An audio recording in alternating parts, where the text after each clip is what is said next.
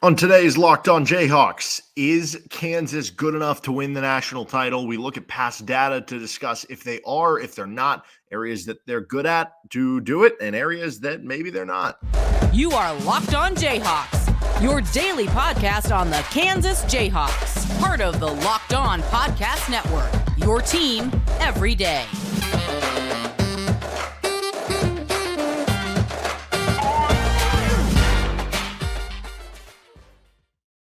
You can hear me as well Monday through Friday from 3 to 6 p.m. on KLWN in Lawrence with Rock Chalk Sports Talk. Thanks for making Locked On Jayhawks your first listen every day. We are free and available anywhere you get your podcasts, including on our YouTube page where you can like and subscribe to the show. On today's edition of Locked On Jayhawks, we're discussing, is Kansas good enough to win a national title, looking at some past data and where they compare to some of those past national champions if they line up in some of those areas, especially with some of the recent struggles for KU.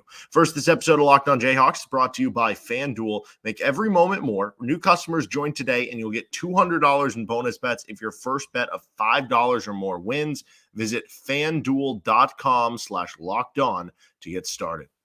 So where KU currently compares to past national champions, we're going to get into this in a couple different ways. We're going to get into some of the more base numbers of where a team is entering. We'll get into some more individualized or I guess more detailed out numbers coming up later. And then what areas can they get better at? What areas are just they're not going to get better at, or it's too far of a distance or gap maybe for them to get there.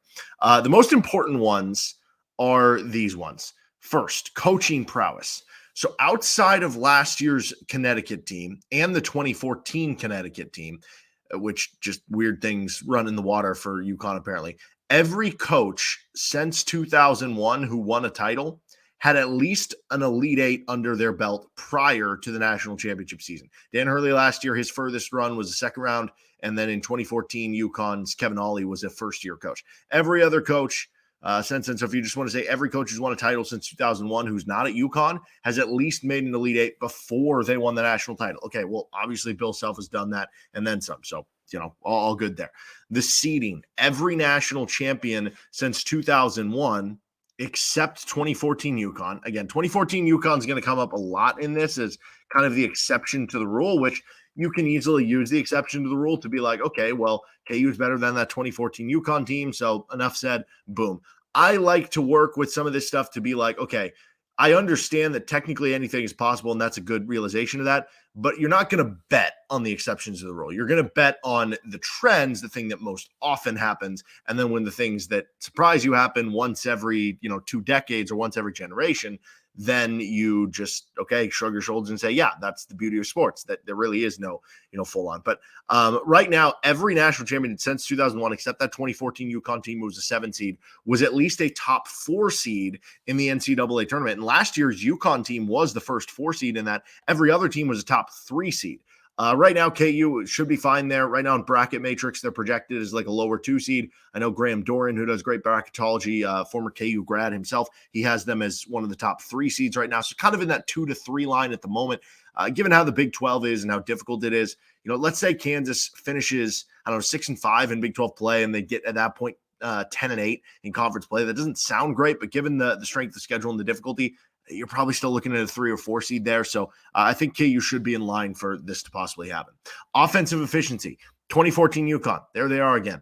They were ranked 57th entering the tournament in offense. But outside of that, every title winner since 2001 was top 21 on offense, and all but 2011 and 2014 UConn. So again, UConn just is the exceptions with all their different teams. We're top 18. So if you're looking at it this way, you need to at least be top 21 on offense, maybe preferably top 18. This is one that KU is not currently inside of. They're ranked 23rd, so they're just outside of this, but that is so close to it that they can easily get over the hump. And when you look at the way they've been going, they were ranked close to 40 as of a couple weeks ago. Since Johnny Furphy has entered the lineup, the offense has risen up, and if they stay on this trend and stay on this positive arrow pointed up, they probably will finish top 21 or top 18. For instance, since Johnny Furphy entered the lineup in the Oklahoma game on January 13th, Kansas ranks 8th in offensive efficiency per Bart Torvik. So not quite there overall, but you're getting there and heading in the right direction. Defensive efficiency. That 2021 Baylor team ranked 44th in defensive efficiency entering the tournament. But also that one was a little bit weird. They were like a top 30 defense, top 25 defense, and then they had a spring of COVID kind of hit through the team. They had to like miss some games. They had some games they came back and they weren't the same. And then the defense picked back up in the tournament. So even then, they were probably better than 44th. So I don't even necessarily view that as the exception. But even if you view them not as the lowest would be 37th, which was 2009 North Carolina and 2015 Duke. So if you just view it as that, be a top 37 defense. Okay, even though the KU defense has dropped a bit lately in defense and they haven't been an elite defense, they're still top 25 on adjusted defense efficiency. So you're well inside that parameter. And that's even with some of the three-pointers that keep going in against you. If some of that three-point variance, which right now Kansas is allowing 37% from three in Big 12 only games, you would think that's going to drop. Even if the three-point defense isn't great, usually you're going to see that at least drop to 34, 35%. So the defense could get even better there. I would think if it does, and just with Bill Self tightening things up, you probably could finish top 15, top 20 defense in the country. So I think you feel good there. Now, overall efficiency, adjusted EM basically on KenPom. 2014 UConn, they were 25th entering the tournament. So that would be the low mark. So if you just want to say, well, you just got to be top 25. Kansas is in the top 20. They're 17th right now. So you check that mark. The next worst was 2003 Syracuse. Apologies for bringing that up. They were 20th entering the tournament. Also 2011 UConn was 15th entering the tournament. Now I do actually find that interesting that you look at all three of those teams. What do all three of them have in common? UConn, Syracuse, and UConn again. All three of them were in the Big East, although 2014 UConn, maybe that was the American. But again, that's kind of, I don't know, maybe with 2003 Syracuse and 2011 UConn in the Big East, which was basically what the Big 12 is now, right? You have a bunch of teams and a bunch of just elite teams that's constantly, rugged and having to go win in difficult situations to where it'd be easy for Syracuse to be ranked 20th. It'd be easy for UConn to be ranked 15th in 2011. Realistically, maybe they were top 10, top 15 teams, but by playing a difficult schedule, maybe that became more difficult. I don't know. Maybe you could make that same argument with KU. But beyond those three, every single team since 2001 to win the national championship, outside of, again, 2011 and 2014 UConn and 2003 Syracuse, every single other champ since 01 was top 6 in adjusted EM entering the tournament, including every single team since 2015. Now, so you can argue, okay, well, we're on a run of it's happened every year since 2015. Clearly, there have been exceptions. Maybe that means you're due for one of those exceptions this year. But point being, right now, Kansas is not really close to being in the top 6. They're ranked 17th, so that would not be in it. But if you use the 2014 UConn, if you use, even the other two with 2011 UConn and 2003 Syracuse as the kind of endpoints for the parameters, then Kansas is within it. And maybe you could argue as well that given how this year has gone and how this year and just in general with the way that the transfer portal, with the way that NIL, with the way that still we have players who are getting extra years because of the COVID year, there are so many extra players. There's so much extra talent that is spread around the country, spread around team to team. There's not those dominant teams out there. I mean, there was a stat that I saw last week that AP top 10 teams playing on the road against unranked teams, like the previous 5 seasons, they were all around 59, 60 plus % in terms of winning percentage. This year, at least coming into this past weekend, it was under 40%. So that shows you that it is much more wide open right now. And the difference between the 8th best team and the 40th best team isn't nearly as much as it was. So maybe this is more of a year that you do expect, that it is a wider base of teams that can win it all. So that one is just kind of the eye of the beholder, how you want to view that stat. But overall, KU does fit in a lot of those parameters or has reason to make you think they can or are trending in the right direction. But let's get into some more, specific numbers like defensive rebounding and offensive rebounding and turnovers and those sorts of numbers to show, is Kansas in line with the past national champions? We'll get to that. And where can Kansas get better if they do want to win a national championship to get to that point on this episode of Locked On Jayhawks. First, this episode is brought to you by eBay Motors. Passion, drive, and patience. What brings home the winning trophy is also what keeps your ride or die alive. eBay Motors has everything you need to maintain your vehicle and level it up to peak performance, from superchargers, roof racks, exhaust kits, LED headlights, and more. Whether you're into speed, power, or style, eBay Motors has got you covered. With over 122 million parts for your number one ride or die, you'll always find exactly what you're looking for. And with eBay Guaranteed Fit, your part is guaranteed to fit your ride every time or your money back. Because with eBay Motors, you're burning rubber, not cash. With all the parts parts you need at the prices you want, it's easy to turn your car into the MVP and bring home that win. Keep your ride or die alive at ebaymotors.com. Eligible items only. Exclusions apply. eBay guaranteed fit. Only available to U.S. customers. Thank you to the everydayers tuning into each and every episode. We had a KU Iowa State recap, what went wrong in that one for the Jayhawks and what you can't really just explain. We'll have a preview for Kansas Oklahoma State on tomorrow's episode, so make sure you're subscribed anywhere you get your podcast. Okay, so post-tournament, full deep dive of stats. Those numbers we just went over were kind of the big ones that I look at going into a tournament, and those are pre-tournament numbers.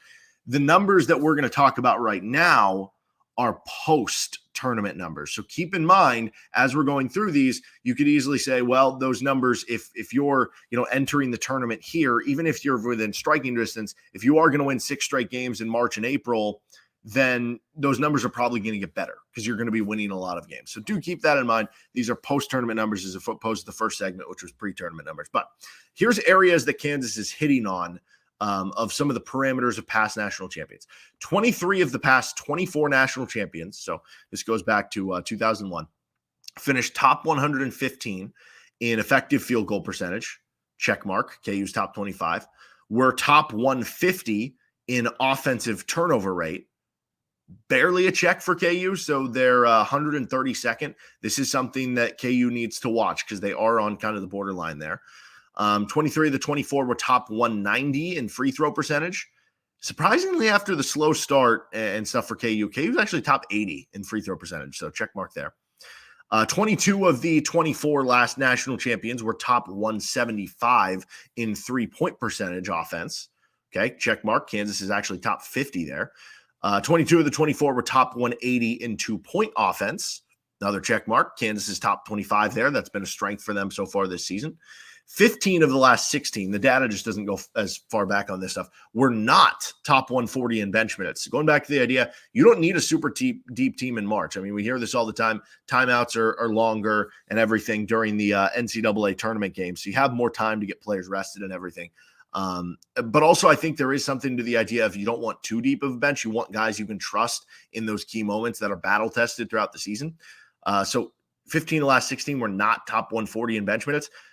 For what it's worth, Kansas would be the lowest because that 2012 Kentucky team was like 320 something. This one is 353, but it's actually better to be not as deep than it is to be deeper for the NCAA tournament, oddly enough, based on some of the data here. Now, I do think over the course of a regular season, it's better to be a deeper team, but in the NCAA tournament, it actually behooves you to cut down the rotation. Now, we've had this conversation. We had it last week with Nick on the show that I do think you still need at least one guy off the bench you can trust that can come in and get you a bucket, if not two. Like you go back to the KU team 2 years ago. It was basically a 7-man rotation, but both guys coming off the bench, Mitch Lightfoot and Remy Martin, you could trust to maybe get you a bucket or fill in here and there. Right now, you're still trying to develop that at Kansas, but that's actually okay based on where they are in some of that stuff. They also rank well in experience and height ranking for KU, like really good overall in the country. Check on both those by a long shot, so don't even need to get into that. Defensively, 23 of the 24 past national champions finished top 75 in effective field goal percentage defense. Another check mark for KU. They are top 45.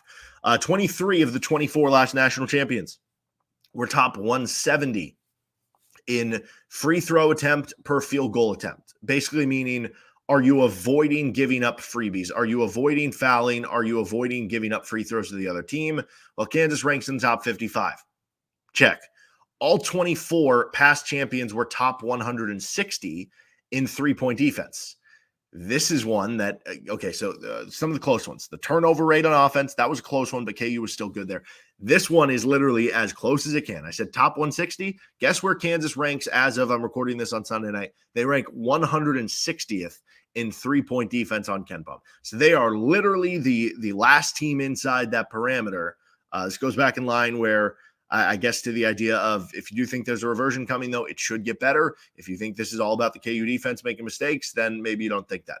But yeah, they're barely inside it right now. 22 of the top 24 were top 115 as well in two-point defense and top 140 in block rate. That's a double check for KU. They are top 30 and top 80 respectively in those two categories. And then 23 of 24 were top 215 in steal rates. That one, not one that you had to clear by a huge mark, but Kansas gets another check there. They are top 100. So all those are areas that you are hitting in accordance with a lot of last national champions. Now, part of this one, as opposed to our first segment, is there are so many different styles to win. And in college basketball, where there are so many different ways that teams run strategically or have styles or have schemes, it's more just about, do you do what you do the best? Do you maximize what you do well? Because you can point to teams that are three-point teams. You can point to teams that press. You can point to teams that are rebounding, right? There are different ways to skin a cat. Just do what you do the best. And so it is going to kind of muddle some of these,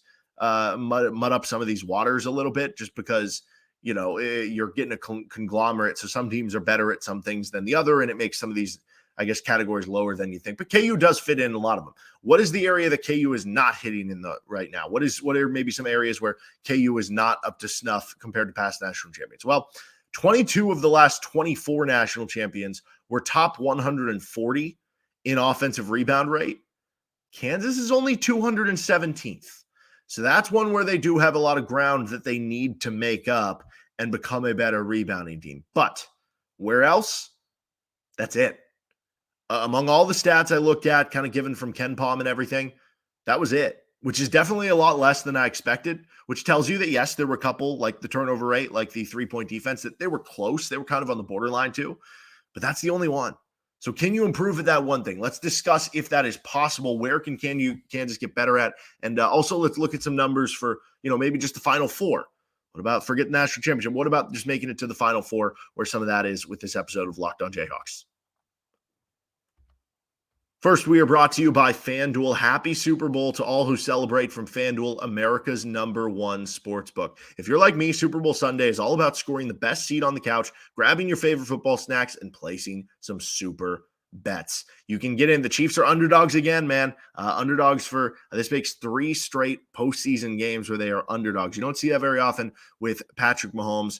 And you can get in on some of the action. Super Bowl MVP. I mean, it's always like a quarterback, but who knows? Maybe voters get tired of that this year. Maybe somebody has like a big pick six or strip sack or something, and they say, yeah, let's give it to a defensive player, or let's give it to somebody else. Let's give it to Isaiah Pacheco. So you can bet on all that with FanDuel, which has so many ways for you to end the season with a dub or 2 or 3. Not only can you bet on who will win the Super Bowl in Super Bowl 58, but FanDuel also has bets for which players will score a touchdown, how many points will be scored, and so much more. New customers join today, and you'll get $200 in bonus bets if your first bet of $5 or more wins. Just visit FanDuel.com/lockedon to sign up. That's FanDuel.com/lockedon. Make every moment more with FanDuel, an official sportsbook partner of the NFL. Finishing things up, how attainable is getting better for KU in some of those areas they've fallen short? If we just want to look at the couple where they're right on the borderline, I do think if Kansas is to start winning more games, they're going to need that three-point defense to get better. So that would be certainly attainable. Some of it's luck, some of it's strategic, some of it is they just need to play better defense. It's kind of a combination of all three, to be completely honest. I was looking at something, I posted this on my social media, that apparently, and thank you to Kevin Flaherty of 24/7 Sports for looking this up for me, that on Synergy, the amount of jump shots that Kansas has given up that have been unguarded is 42%. So what they classify as unguarded, right? I don't know where exactly is that wide open? Is it semi-open? Whatever it is. 42% of the jump shots Kansas has given up has been unguarded. Houston, who has the #1 defense in the country, of their jump shots they've given up 40%. It's like 39.8% have been unguarded. So that's not that big of a difference of the unguarded ones, Kansas to Houston. So again, like some of it is a little bit of bad luck going KU's way. The turnover one offensively, that's just something that we've seen has been a big difference for KU since really the UCF game. They've gotten better at it, so that feels like it's going the right way. With the offensive rebound, though, you were well on the outside. Again, Kansas ranking 217th, needing to get into the top 140 to be like 22 of the past 24 national champions. Now, you might be wondering, okay, well, who are the 2 exceptions to the rule? Because is there anything we can cross-compare this Kansas team to those 2 teams? One of them was 2014 UConn. Okay, that goes back in line with the bucket of, do you really want to be counting on, hey, we're going to be just like the team who was a 7 seed who won it all, who it was a crazy tournament and weird, wild Cinderella? No, you probably don't. Okay, who was the other team? 2016 Villanova. Well, that team had like 3-point dominance and they were really good on defense. I don't know. Like, you don't really need offensive rebounds if you're hitting a bunch of threes. You know what I mean? Like, part of the math game offensively is, can you either get more possessions or can you score more efficiently? What's the most efficient way to score? It's wide open threes, it's layups and dunks at the bucket. And that's what that Villanova team did. So they didn't really need the offensive rebounds to buoy the offense. This Kansas team doesn't shoot nearly the volume of threes that Villanova team does, nor do they shoot the same efficiency. So that's not great that those are the two. But can Kansas get better into that top 140? I do think they have the personnel to do better at it. That is a big jump you have to have, but it's one they can do as the season goes on. I mean, when you have Hunter Dickinson, a 7'2" big man, better defensive rebounder than offensive rebounder, but still, he can get offensive rebounds. When you have KJ Adams, who is this physical freak, the rebounding has been very inconsistent. Can you get that more consistently? Because he is somebody who should be a good offensive rebounder. Furphy's been a good offensive rebounder since entering into the lineup. I think Kevin can be a good rebounder on both ends. There's no reason they can't be top 140 in offensive rebounding. And then for what it's worth, if we're just looking at some of the ranks of pre-tournament ranks of teams to make the Final Four, all 88 Final Four teams since 2001 were top 11 seeds. That should happen for Kansas. 82 of the 88 were top 31 overall in KenPom. That's happening right now for KU. 85 of the 88 were top 68 on offense. That's good for KU. 81 of the 88 were top 50 on defense. That's also good right now for KU. 80 had a coach of the 88 who at least had made a Sweet 16 or were in their first NCAA tournament appearance. And obviously Kansas has more than that experience with Bill Self. So Kansas actually does check all those boxes to make a Final Four. The national title one needs a little bit of work, but it might be closer than you think based on some of those stats and parameters for KU. If they can just tighten things up a little bit, maybe have a few things go their way, maybe have the ball roll their way a little bit more, and we'll see if that can continue to improve over this next week. It's a big one with Oklahoma State and Houston on the ledger. We'll get to our Oklahoma State preview later this week right here on Locked On Jayhawks. Make sure you're subscribed to the show anywhere you get your podcasts, including on our YouTube page. See you next time.